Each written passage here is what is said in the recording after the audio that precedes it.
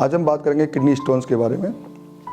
Kidney stones के patient को usually जो सिम्टम्स होते हैं उसमें मोस्ट कॉमन सिम्टम जो है वो है पेशेंट के बगल में पेन होना। और कई बार किडनी स्टोन में पेन नहीं भी होता है, बहुत हल्का हल्का पेन होता है। पेशेंट उसके लिए काफ़ी टाइम तक दवाई लेते रहते हैं। जब स्टोन किडनी की नली में आता है यूरेटर में, उस समय पेशेंट को पेन सीवियर रहता है, जिसके लिए उनको हॉस्पिटल जाना पड़ता है। सो किडनी स्टोन्स में पेन के अलावा जो और सिम्टम हो सकते हैं, जब स्टोन काफ़ी टाइम से पड़ा रहेगा तो उनको यूरिन में बर्निंग हो सकती है, फीवर की कंप्लेंट हो सकती है कि बुखार आ सकता है उनको। बाद में जब किडनी में और डैमेज होना स्टार्ट होता है तो उनको और यूरिनिक सिम्टम्स जैसे कि उल्टी होना, पैरों में सूजन आना, ये सिम्टम्स आने लग जाते हैं।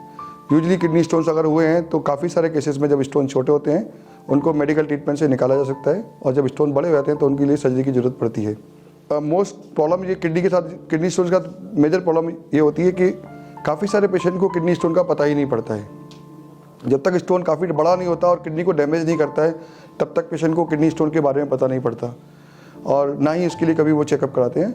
अभी रिसेंटली एक पेशेंट जिसको हमने ऑपरेट किया, उस पेशेंट को कभी पता ही नहीं पड़ा कि उनको किडनी स्टोन है। और पेशेंट को जब सिम्टम्स हुए, वो इनिशियल सिम्टम्स यही थे कि उनको कमजोरी रहने लगी, बहुत वीकनेस होती थी, और आंखों के नीचे और पैरों में सूजन आने लगी, सांस फूलने लगी। और जब चेकअप किया तो उनको पता पड़ा कि उनका हीमोग्लोबिन बहुत कम था, क्रिएटिनिन भी बहुत बढ़ गया था, शरीर में एसिडोसिस हो गई थी।